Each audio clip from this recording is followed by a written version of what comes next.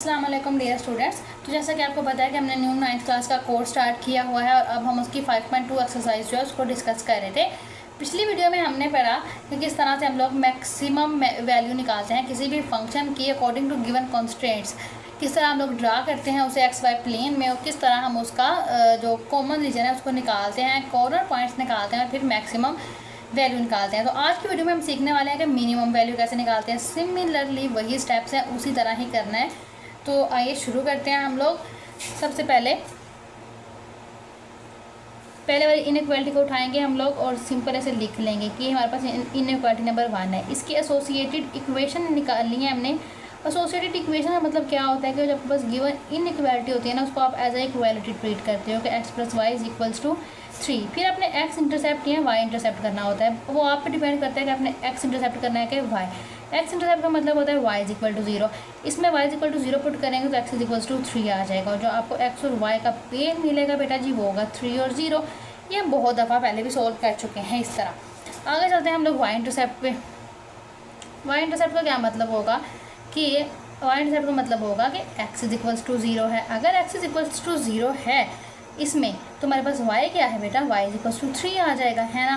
तो हमारे पास जो x और y का पेयर आएगा वो क्या आएगा, 0 और 3 आ जाएगा।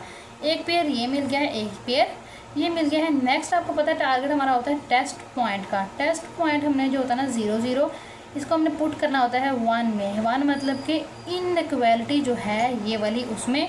तो 0 + 0 > 3। तो इसका मतलब क्या होगा कि 0 > 3 है। तो क्या ये ट्रू है किसी भी लिहाज से? क्या 0 3 से बड़ा या इक्वल हो सकता है? Never possible. ऐसा पॉसिबल ही नहीं है कि 0 जो है वो या 3 से बड़ा हो जाए या 3 के बराबर हो जाए। तो इसका क्या मतलब हुआ कि ये फॉल्स है। ये अपने बात जहन में रखनी है। आगे चलते हैं, इसी इक्वेशन को सॉल्व करते हैं। ये इक्वेशन सॉल्व करने के बाद हमें क्या देती है। दिखने में तो वैल्यूज इसकी बड़ी बड़ी लग रही हैं, कोई 35 इन्वॉल्व है, लेकिन कोई बात नहीं, हम सॉल्व कर लेंगे। एसोसिएटेड इक्वेशन क्या है इसमें, अब मैं फास्ट बोलती हूँ ताकि आपको 2x पे करने की ज़रूरत ना पड़े। ये आ गया 35। सिमिलरली आप फाइंड करोगे इसका x इंटरसेप्ट। x इंटरसेप्ट का मतलब मैंने आपको पहले बताया कि y = 0। मैंने y = 0 पुट किया तो 7x = 35। तो x क्या आ गया 5। तो जो हमारे पास x और y का जो पेयर हमें मिलता होता है वो क्या मिला है हमें, वाला 5 मिला है और 0 मिला है। आगे मैं करूँगी बेटा y इंटरसेप्ट। y इंटरसेप्ट क्या होता है, x = 0, है ना। तो इस इक्वेशन में पुट करो x = 0 तो 5y = 35 और यहाँ से y क्या आ जाएगा 7 और x और y का जो पेयर मिलेगा वो मिलेगा 0 और 7। सिमिलरली मैं टेस्ट पॉइंट पुट करूँगी। टेस्ट पॉइंट मेरा क्या है 0 0 है। उसको पुट किस में करना है, इस सेकंड नंबर वाली इनइक्वालिटी में पुट करके 7 × 0 + 5 × 0 <= 35। 0 <= 35 इसका मतलब क्या हो गया कि ट्रू है। अब हमने क्या करना है, सिंपली हमने एक ड्रा करना है एक्स वाई प्लेन। उसके अंदर इन चारों का कॉमन रीजन देखते हैं कि क्या बनता है। इनको सॉल्व करने की ज़रूरत नहीं है। अगर आपको ये बात समझ में आ गई है कि आपने इन दोनों का कॉमन रीजन फर्स्ट क्वाड्रेंट में निकालना है कि फर्स्ट क्वाड्रेंट में कॉमन रीजन क्या बनता है, तो फिर उसके बाद आपको करने की कोई ज़रूरत नहीं है आखिरी दो क्वेश्चन को सॉल्व। तो देखते हैं हम लोग, अगर सिर्फ इसको ड्रा किया जाए तो क्या बनता है, इसको ड्रा करें तो क्या बनता है। या हम लोग इसको ऐसा करते हैं कि डायरेक्टली इकट्ठा ही ड्रा कर लेते हैं क्योंकि हमने पहले भी सीखा हुआ है, या अलग अलग करें। चलो बेटा अलग अलग ही कर लेते हैं आपकी तसल्ली के लिए, पता क्या आपको समझ सही आ जाए। आए जी इसको ड्रा करेंगे इस वाली को। तो हम लोग कुछ इस तरह से ड्रा करते हैं 3 6 3 6। ये x एक्सिस है और ये y एक्सिस है। x एक्सिस है तो y = 0 है और यहाँ पे x = 0 है। पहला पॉइंट क्या था 3 और 0, यानी कि x 3 हो और y 0 हो तो वो ये वाला पॉइंट है। अगला पॉइंट 0 3 है, यानी कि x 0 और y 3 तो वो ये वाला पॉइंट है। उसके बाद एक लाइन अपने खींच देनी है। मेरी तो पास ही नहीं हुई, इसमें से थोड़ा बड़ा कर देते हैं, जुगाड़ लगा लेते हैं हम लोग। उसके बाद फॉल्स था तो इसका मतलब क्या हुआ कि हमारे पास जो सोल्यूशन रीजन है वो कुछ इस डायरेक्शन में है। ठीक है, ये हो गया। अगले की तरफ चलते हैं, अगली इक्वेशन हमें क्या कहती है। चलें जी इसका भी एक्स वाई प्लेन ड्रा कर लेते हैं हम लोग। इतने हम एक्स वाई प्लेन ड्रा कर चुके हैं, अब हमें कोई टफ नहीं लगता। 1 3 5 1 3 5 7। अब देखो बेटा मैं यहाँ पे एक सीक्वेंस फॉलो कर रही हूँ, ऑड नंबर्स लिखे मैंने, ऑड नंबर्स लिखे हैं ना, 1 3 5 5 के बाद 6 क्या 2 का 3 के बाद 4 नहीं लिखा, तो सीक्वेंस आपने रखना है। पहला पॉइंट क्या है 5 0, तो वो ये वाला पॉइंट होगा। अगला पॉइंट क्या है 0 7, तो वो कुछ ये वाला पॉइंट होगा। मिलाते हैं इन्हें हम, कुछ इस तरह मिलेंगे ये। अगली बात ट्रू था तो इसलिए इसकी डायरेक्शन होगी ये वाली। दो ग्राफ बन गए, इन दोनों का भी अगर मैं ग्राफ ड्रा करूँ ना एक्स वाई प्लेन में, तो अभी आप लोग देख लो ताकि आपको फिर कंफ्यूजन ना हो कि हम लोग क्या कर रहे हैं। कुछ इस तरह है। अगर मैं x greater than equal to 0 का करूँ, इसका क्या मतलब है कि वो हिस्सा जहाँ पे x हमेशा पॉजिटिव ही रहेगा वो देखना है, तो वो ये वाला हिस्सा होगा जहाँ पे x हमेशा पॉजिटिव रहेगा, ऐसे ही होगा ना। उसके बाद आगे चलते हैं। अब हमने देखना है कि जब जहाँ हमारे पास y की वैल्यू पॉजिटिव है, यहाँ पे होती है ना पॉजिटिव वैल्यू, मतलब कि ये वाला हिस्सा सारे का सारा पॉजिटिव वैल्यू देगा। बन गए 4 ग्राफ। इन चारों ग्राफ में से हमने कॉमन रीजन निकाला है, और 100% श्योरिटी के साथ मैं बोल रही हूँ कि वो जो कॉमन रीजन होगा ना आपका, वो सिर्फ और सिर्फ फर्स्ट क्वाड्रेंट के अंदर ही लाई कर सकता है। तो हम कॉमन रीजन ड्रा करके देखते हैं कहीं पे कि वाकई ऐसा होता है या नहीं। इस पेज के ऊपर हम ड्रा करते हैं इनका कॉमन रीजन। सबसे पहले तो हम लोग एक एक्स वाई प्लेन दोबारा बड़ा सारा करके बनाते हैं ताकि हमें दिखने में आसानी हो सके। कुछ इस तरह करके था 1 3 5 1 3 5 7 3 5 7, ये एक्स एक्सिस, ये वाई एक्सिस, वैसे ही बिल्कुल सॉरी ये माइनस एक्स एक्सिस है, ये वाई होगी और ये माइनस वाई एक्सिस होगी। ये पॉइंट आपको पता है कि 0 0 होता है। Let's start. एक लाइन हमारे पास क्या है 3 और 3 में से पास आउट हुई थी, ऐसे ही था ना, 3 और 3 में से पास आउट हुई थी ना। हम लोग देखते हैं कहाँ पे है 3 और 3, ये पॉइंट है 3 और ये पॉइंट है 3। अब ज़्यादा एक लाइन लगाएंगे जो इन दोनों में से होगी पास इस तरह, और ये किस इनइक्वालिटी की लाइन है, यह x + 3 greater than equals to 3 के लिए। और सोल्यूशन इसकी जो डायरेक्शन है ना कुछ इस तरह है, अभी साथ ही बना देते हैं ना, इस तरह हो गया। ठीक है जी, आगे चलते हैं। अगली लाइन हमारे पास क्या है 7 और 5 में से पास आउट होनी है। ये 7 है, ये 5, चलो जी इसमें से पास आउट करके दिखाते हैं हम लोग आपको कैसे पास आउट होगी। ऐसे इसको आगे से, इसको भी आगे बढ़ाया जा सकता है वैसे, लेकिन चलो कोई बात नहीं। इसको इसका जो हमारे पास इनइक्वालिटी है वो है 7x + 5y less than equals to 35। अब इसकी डायरेक्शन नीचे को है, मतलब पेंसिल चेंज कर लें तो ज़्यादा बेस्ट है, लेकिन चलो इस तरह इसकी डायरेक्शन, ये लो बन गई। उसके बाद इसको और इसको देखना होता है। इसको और इसको अगर मैं कंबाइन कर लूँ तो एक तो ये वाली हिस्सा, इसका मतलब है ये मैंने बना लिया। इसको चारों के चारों ग्राफ बनाने होते हैं ना, फिर बनाएंगे हम इसको ऊपर वाला 1 2 3 4, मतलब काउंटिंग नहीं करी वैसे ही था। चलो ये लो, अब ये भूल भुलैया बन गई है। इसमें से हमने वो हिस्सा देखना है जहाँ पे सारे कॉमन है।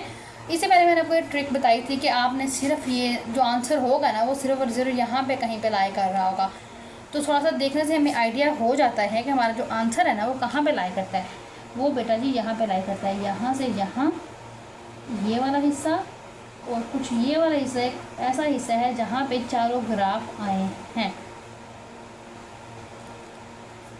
ठीक है, तो ये वाला हमारा हिस्सा रिक्वायर्ड हमारा सोल्यूशन है, सोल्यूशन रीजन है। अब यहाँ से हमने निकालने हैं कॉर्नर पॉइंट्स। कॉर्नर पॉइंट्स क्यों निकालने हैं, क्योंकि हमारा बात यहीं पे ख़त्म नहीं होती है, हमें मैक्सिमाइज़ और मिनिमाइज फंक्शन जो होता है वो लिखना होता है। कॉर्नर पॉइंट हमारे पास क्या क्या आ गए हैं बेटा जी, 0 3 आया है, 0 7 भी आया है, 3 0 भी आया है, और 5 0 भी आया है।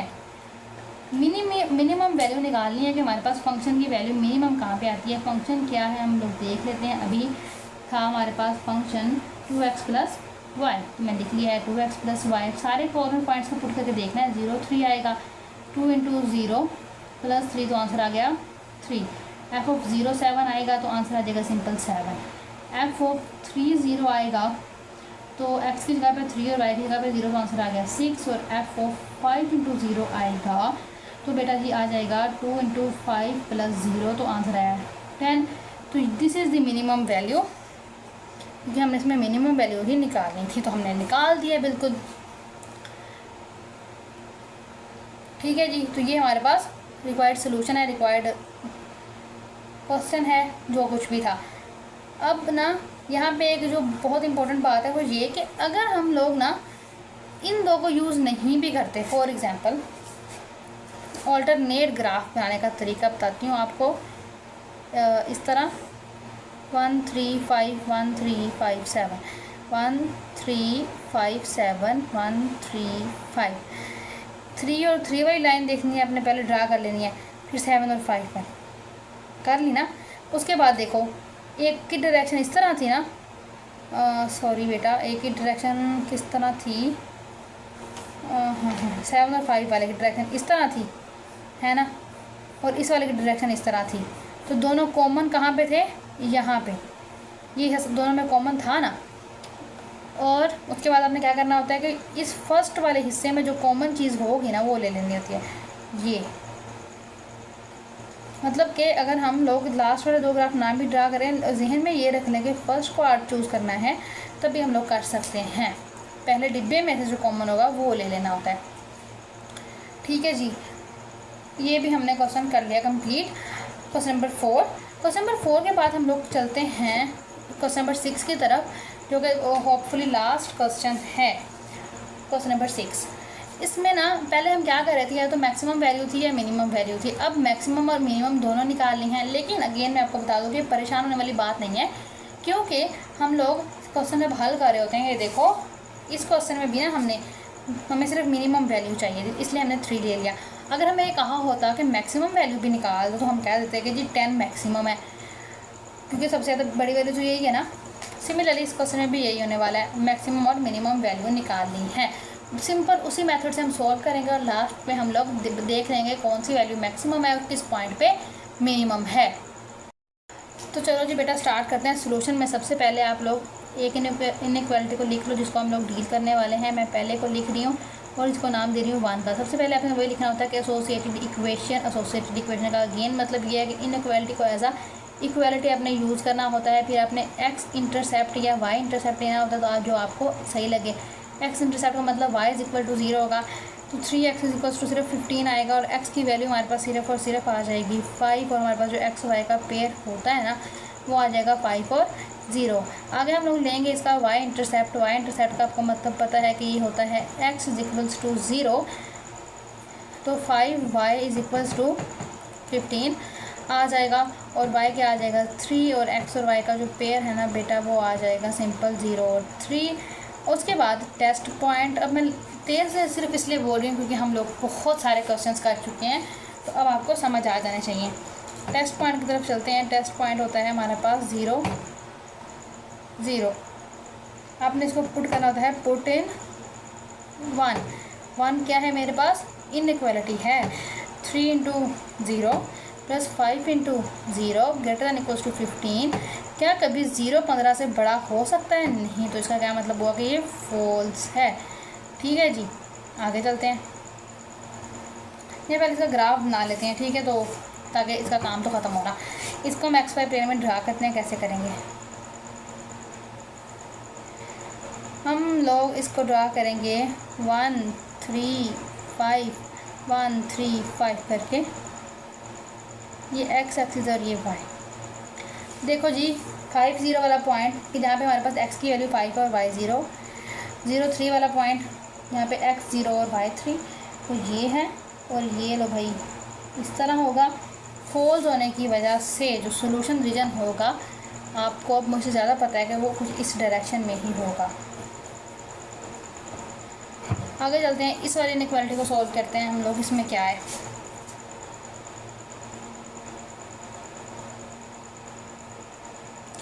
इसी तरह आपने ले लेनी है associated equation x + 3y = 9। X intercept पर बात करो कि एक्स इंटरसेप्ट क्या होता है। एक्स इंटरसेप्ट का मतलब क्या होगा कि y = 0, तो यहाँ पे क्या आ जाएगा, x = 9 आएगा ना। तो हमारे पास जो आ जाएगा बेटा जी, एक्स और वाई का जो पेयर होता है वो आ जाएगा 9 और 0 करके। वाई इंटरसेप्ट की बात करते हैं हम। वाई इंटरसेप्ट का मतलब क्या होता है कि हमारे पास x = 0 है। अगर इसमें x = 0 पुट करें तो आंसर क्या आएगा, 3y = 9 और y क्या आ जाएगा 3, और x और y का जो पेयर मिल जाएगा वो मिलेगा 0 और 3 का, है ना। नेक्स्ट स्टेप क्या है, टेस्ट पॉइंट का, जैसे हम लोग पहले करते हैं। टेस्ट पॉइंट देखते हैं क्या है जी। टेस्ट पॉइंट तो 0 0 ही होता है, रिज़ल्ट देखना है। असल में हमने क्या होगा, टेस्ट पॉइंट को 0 0 इसमें पुट करते हैं। 0 + 3 × 0 <= 9, तो 0 <= 9, तो ये तो ट्रू है। ट्रू है तो इसको हम एक्स वाई प्लेन पे ड्रा करके देखें तो सही कि बनता क्या है। 3 है और इसको मान लो 9 है, और ये पॉइंट 3 ही है। ये एक्स एक्सिस है, ये वाई है। पहले 9 0 को ड्रा करते हैं, वो ये वाला पॉइंट होगा। उसके बाद हम लोग 0 3 को देखेंगे तो वो ये वाला पॉइंट होगा। इनको मिला देंगे तो कुछ इस डायरेक्शन में हो जाएगा। अगली बात कि इसकी सोल्यूशन रीजन कुछ इस डायरेक्शन में होने वाला है, क्यों, क्योंकि ये ट्रू था। ठीक है जी, आराम से हो गया। अब इन दोनों को देख लेते हैं हम, क्या है इनका मकसद। इनको ड्रा कर लो, ना भी करो तो कोई मसला नहीं है, लेकिन यह है कि एज अ टीचर मुझे आपको ड्रा करके दिखाना चाहिए कि ये क्या होता है। x > 0 के जहाँ पे x की वैल्यू हमेशा पॉजिटिव रहेगी तो वो ये वाला रीजन होता है। आगे देखते हैं जी, y > 0 जहाँ पे y की वैल्यू हमेशा पॉजिटिव रहेगी, वो कौन सा होता है, अपर हाफ जो होगा ना ये। अब इन चारों ग्राफ्स का कॉम्बिनेशन लेना है। कॉम्बिनेशन लेने का मतलब ये है कि सबका कॉमन पॉइंट लेना है, तो इनका कॉमन पॉइंट लेते हैं। देखो सबसे पहले मैं एक्स वाई प्लेन बड़ा सा ड्रा कर लेते हैं ना। और एक्स वाई प्लेन ड्रा करने के लिए ना आपको कुछ ना किसी सीक्वेंस की ज़रूरत पड़ती है। यहाँ 1 3 5 था और यहाँ 9 भी यूज़ होना है, तो चलो हम लोग लिख लेते हैं। ऑड नंबर्स लिख रहे थे तो वही बेस्ट था। 1 लिख लेंगे, 3 लिख लेंगे, 5 आ जाएगा, 7 आएगा और 9 आएगा।